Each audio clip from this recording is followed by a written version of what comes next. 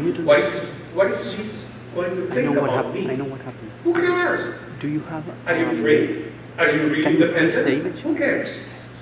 Philosopher Maluma says, "Me importa un carajo lo que piensen los otros." And I agree with that. Okay, so let's do it. Just a short time because we don't have too much time. Let's inhale. Very good. Louder next time. Let's do it. Inhale. Perfect. Let's do it one more time.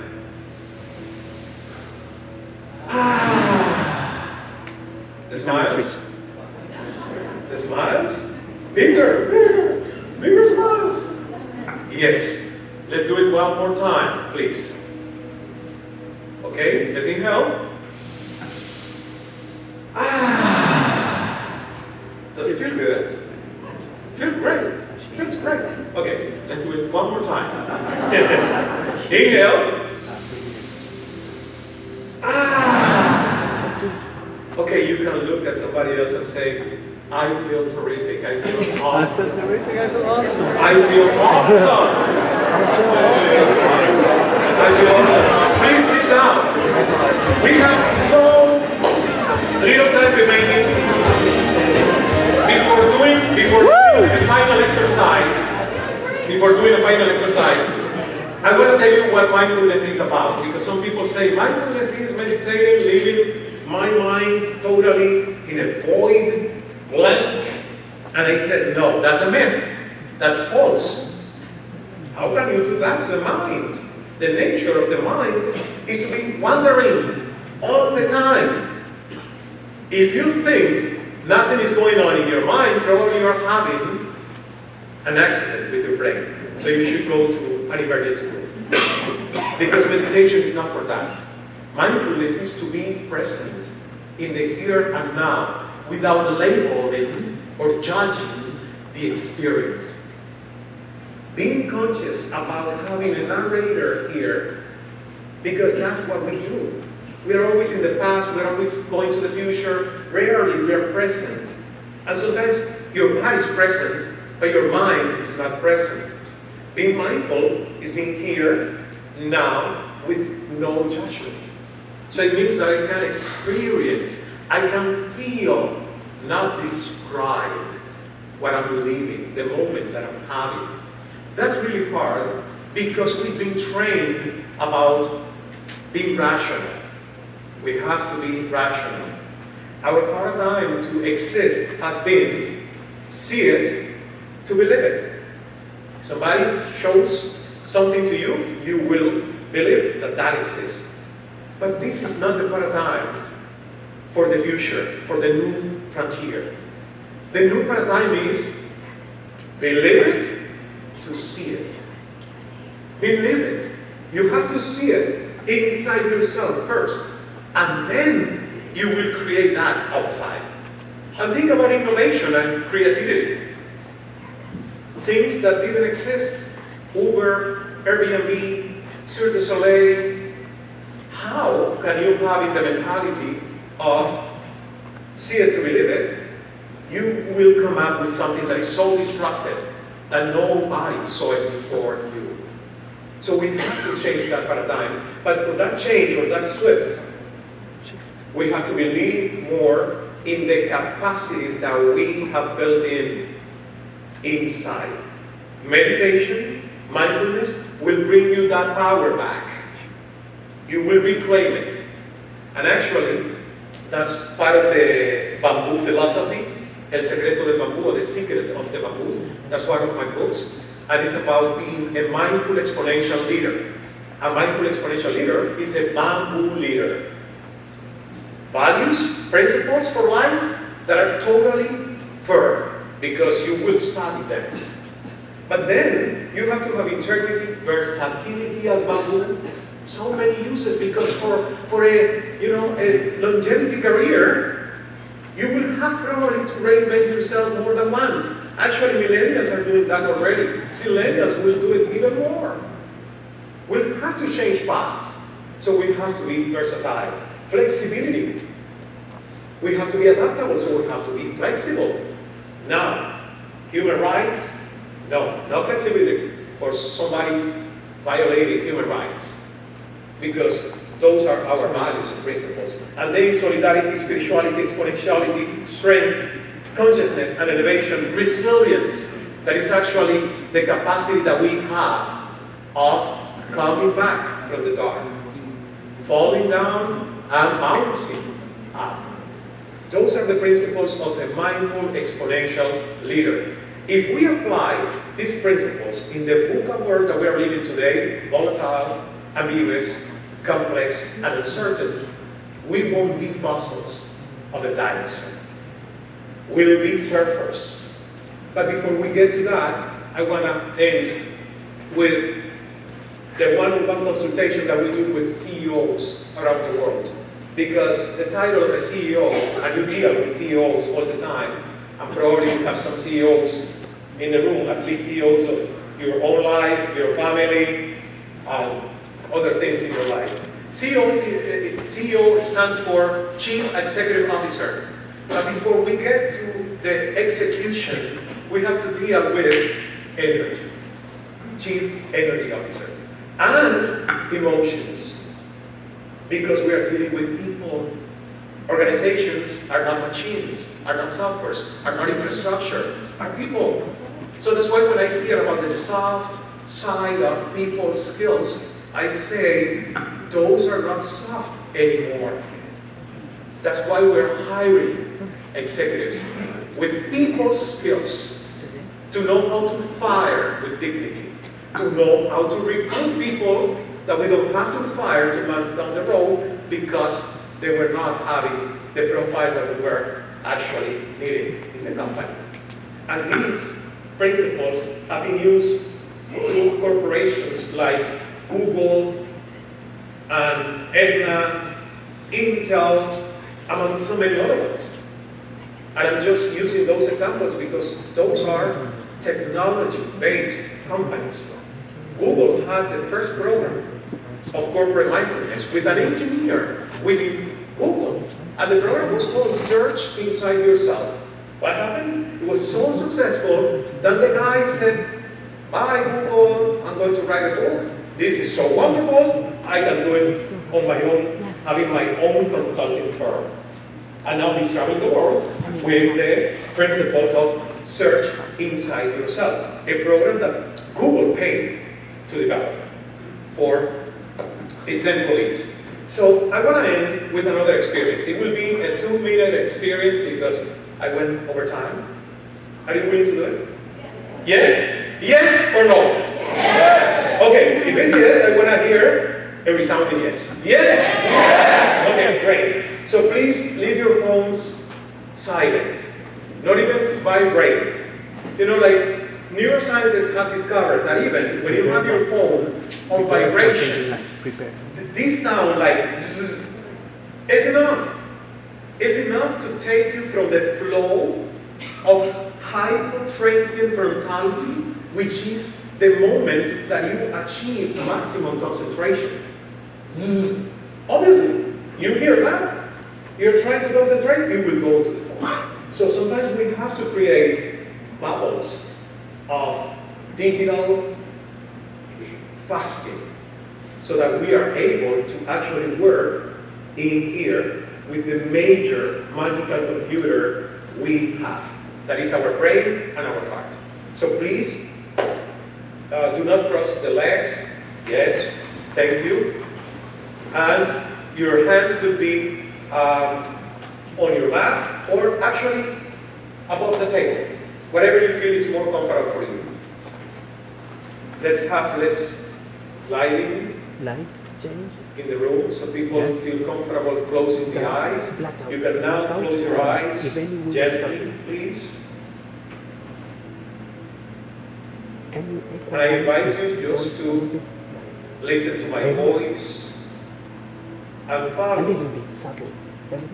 the instructions I'm going to give you for a quick check-in or body scan. And bring him up. Allowing your body, More volume of him. muscles, tissues, organs,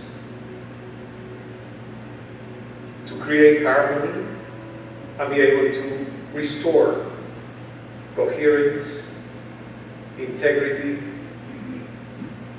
and wellness.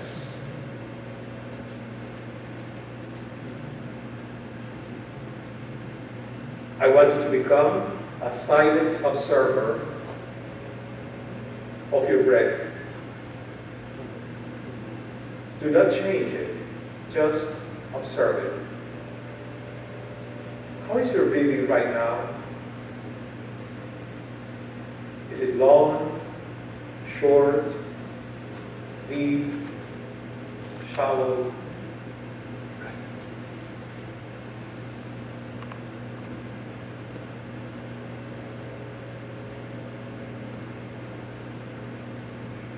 How is your breathing, and how do you think it's connected to the way you feel at this moment?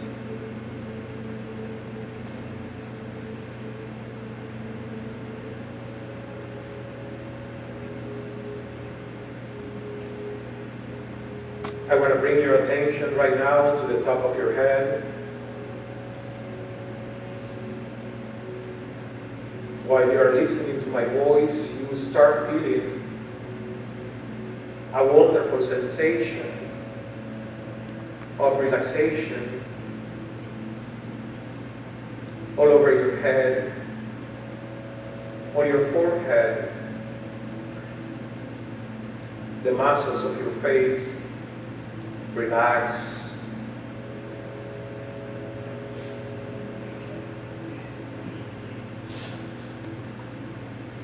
And allow that sensation of calmness to go down your neck. You can move your neck slowly in circular movements.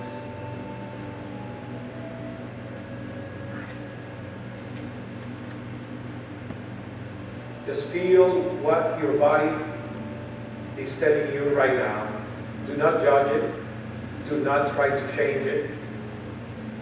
Even if there is pain, just be aware of the pain, accept it, and try to go back with your focus to the commands I'm giving you with the voice.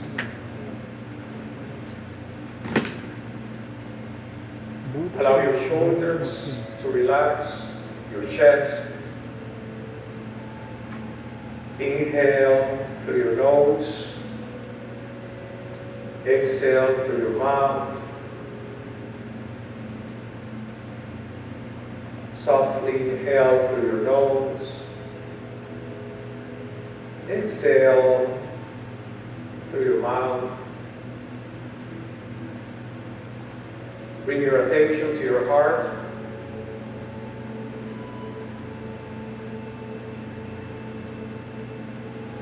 And allow that heart to connect with your brain.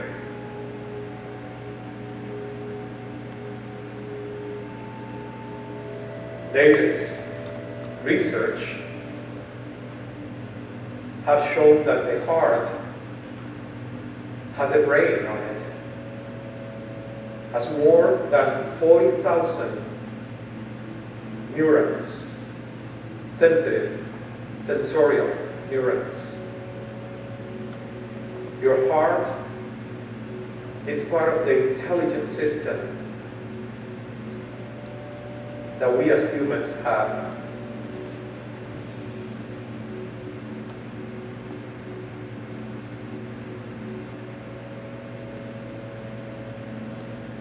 Just feel the beating of your heart.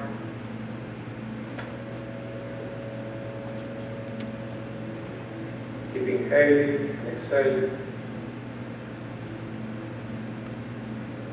And now, allow yourself to have that relaxation experience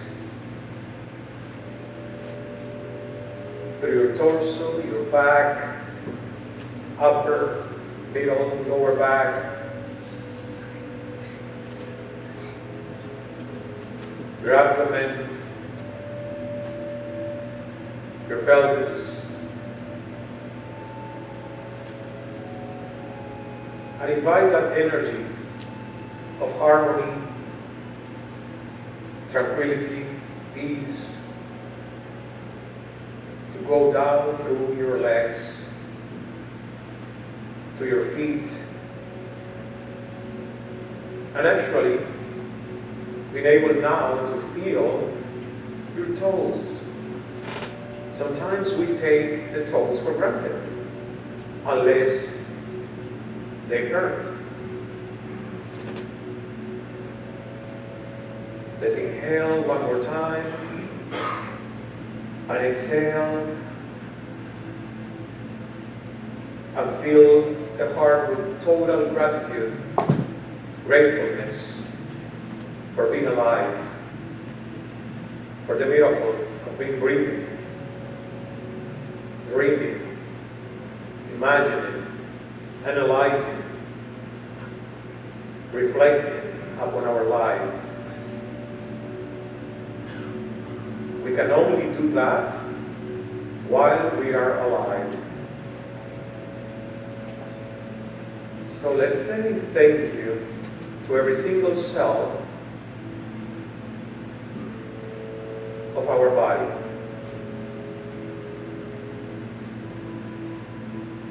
Thank you for working for me. Thank you for keeping me alive.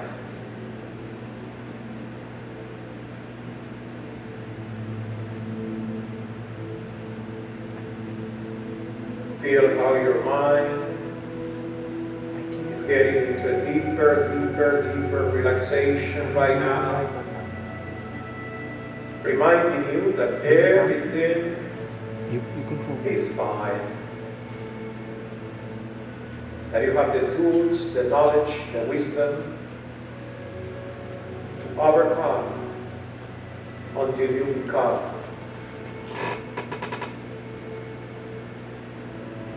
whatever you want to be.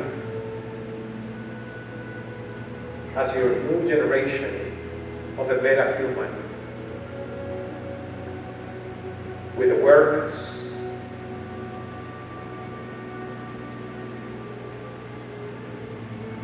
and high consciousness. Inhale one more time through the nose. Exhale through the mouth. Let's do it one more time. Smile from the heart to your lips. And when you feel ready, gently, you can open your eyes.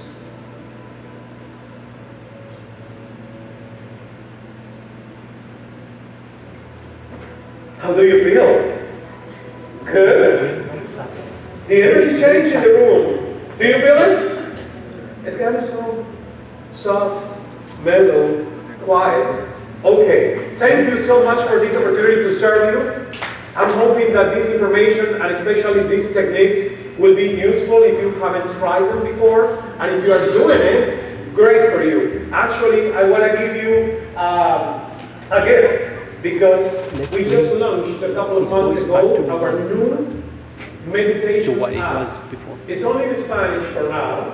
So for the ones who can meditate in Spanish, you can download Cala Meditando on Google Play, App Store. And if you request your gift, send an email to joebenito@escalameditando.com. We'll give you access for an entire month for you to try out. Thank you so much. And I hope to see you again. Thank you.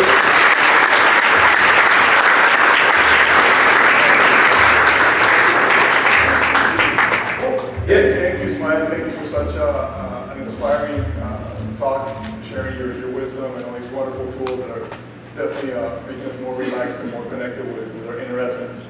We now like to open it up to Q&A. I'm sure some of you have some good questions for me to add. There's microphones at each side of the stage, so feel free to come up and ask questions. Who was the first one? Yes. Okay, please. We loved your presentation. Thank you. What's your name? Elaine King. Elaine. So I want to know the secret of what Ismael does when he wakes up every morning. Oh, wow. Well, I have to do something because otherwise my brain is kind of disorganized. And not only because I have that previous history, it's because the brain wakes up like that. So in the night, the brain tries to organize the information and put it in chapters and files. It's doing the file management. But sometimes we wake up and we don't know what we want. It's like a disorientation inside the brain. So I do something that is called vomit of the morning. Yes, I kind of put that name. Why?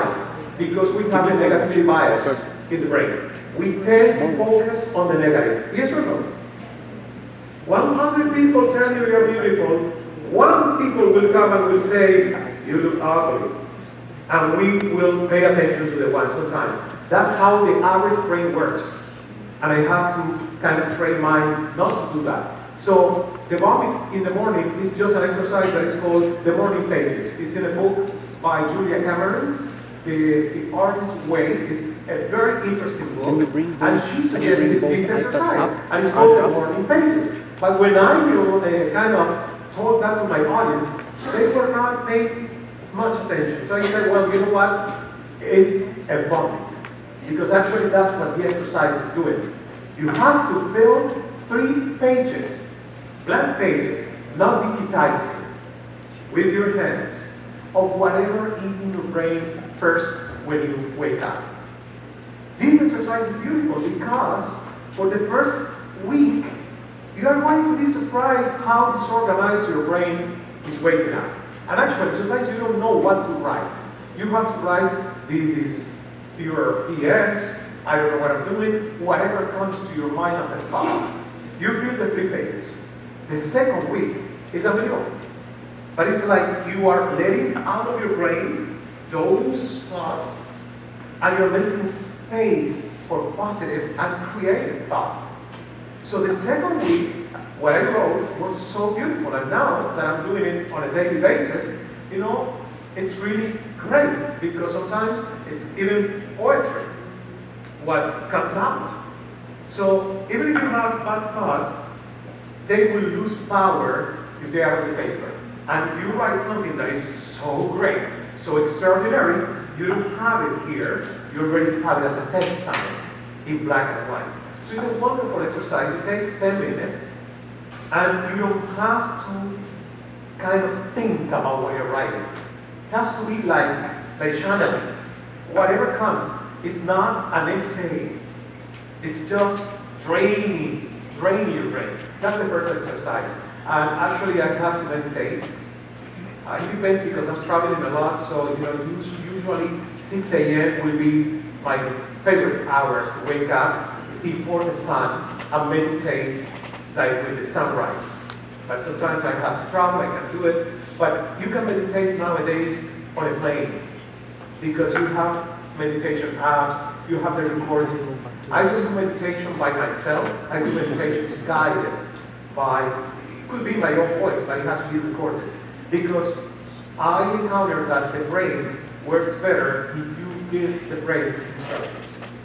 If I try to sit silently, saying you have to meditate, you have to meditate, you have to meditate, the resistance in the brain, like, kind of, breaks the process of getting into the meditative state sooner. So that's what I do. I'm exercising like 20 minutes, 25 minutes in the morning, learning something new. Like, on a very good day, if I got my hour for the morning ritual, I'm so happy that I could have an hour for me before going out or doing what I'm going to do for the rest of the day. I think I know your name. Yes, we know each other. And now I say, Elaine King. Yes, I met her before. Yes, I'm so happy to see you here. Somebody else? Please, ask whatever is in your mind. So you talk a little about kind of finding your inner self and finding Yes. kind there's a lot of non-believers out there. And we tend to work with a lot of people who don't believe in it. So how do you teach, for example, next generation or younger generation people to be more cognizant about this, especially in today's society? What's your name? My name is Isabel. Isabel, my finding is there is more wisdom in the younger generations, less resistance. So many kids are teaching their parents about emotional intelligence, about reading. You just need to intervene on them before they are 11. Why? Because Like for example, I teach college students. okay, college students. So, and I have lots of crazy stories about college students. Now, they act like they're 9. Okay. However, they're 21, 20, and so how do you give them elements to start thinking about this, which is becoming kind of a new idea? Yes. Well, you go to the bottom line. You know, when I talk to CEOs, sometimes they think this is crap. They want the easy solution. They are thinking about the bottom line, productivity, and then I say, well, you want productivity. The problem that you're having is that some people are getting totally burned out here. And the absenteeism is high, your productivity is low, your energy is actually not a good energy to address people. So we have to talk about how this will impact your life. We have a program with the foundation in Guatemala, and it's a pilot this year, and it has been really difficult because some students of that program, el vuelo de la cometa, or the kite flight, those students in rural areas of Guatemala have been members of gangs.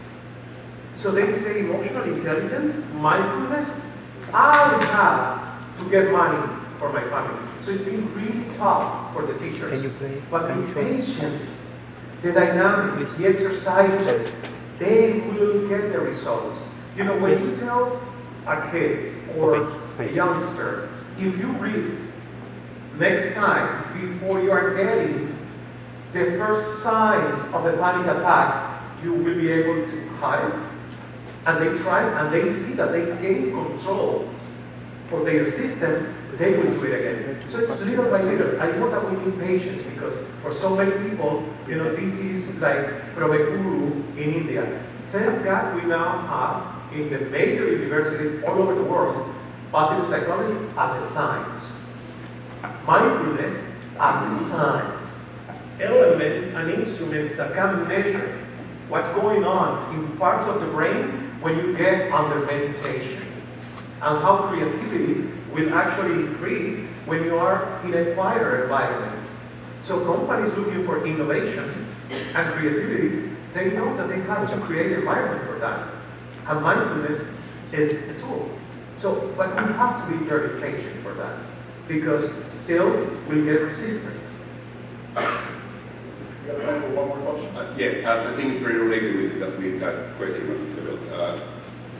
Why do you think that mindfulness is getting relevant in our society nowadays? What's that change? To tell you the truth, because mindfulness is bringing money to the table. That's the real reason. That's the real reason. Money bringing money to the table. Now mindfulness is bringing money to the table. So mindfulness now is in fashion. And because now we have the statistics, so we can prove what's happening at companies today. Those are the situations that, you know, like the board of directors, the stakeholders, they want to create lasting, helpful, and in a good health environment for organizations. And they know now that actually the high rotation of millennials, every 2 years, they are looking for something better. If you are not giving them the opportunity to feel connected, to feel respected, to feel part and engaged of the organization. And that's part of the climate. That's part of the emotions that people are experiencing in the workforce. You know, happiness at work is a concept that we don't have in Latin America. But the people in Denmark, they use a word that is kind of Abschlag, meaning happiness at work. So they connect that we should be happy while we are Thank you. working. And that's the way that we are approaching happiness at work. It's being healthy, it's being creative, and it's being productive. That's what we want to do in corporations. And the other thing is that we are bringing a co-responsibility to corporations. Why? Because before, human resources were about bringing better conditions to employees. You know, a better cafeteria, a tennis court, a golf course, better spaces, office, whatever. No, that's kind of, okay, you're bringing the necessary conditions. Happiness at work is more about educating people how you are responsible of your energy, how you're responsible of managing your emotions, how you're not a garbage truck to come here to work with your constipated face, because it's not allowed here. It's not allowed here. But people will tell you, I don't have the resources not to wear a constipated face because I just fought with my husband, with my wife. So when you give the resources and the tools, they will understand that, okay, you have that, but you're coming to work with a better face. Because your energy will impact everybody else's energy. It's contagious. So you cannot come to work wearing that face. It's part of your responsibility here. We are creating a nicer environment so people have good relationships. That's the concept that we are applying specifically in corporations. Thank you for your question. Thank you.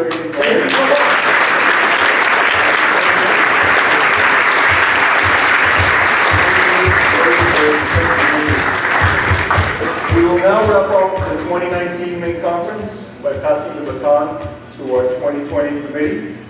Please welcome Amy Hartline of Pitcairn, sponsors of the kickoff in New York City, along with Linda Bourne and Mazda Witz, co-chairs of the 2020 program committee, to the stage, and she'll tell us a little more about next year's conference.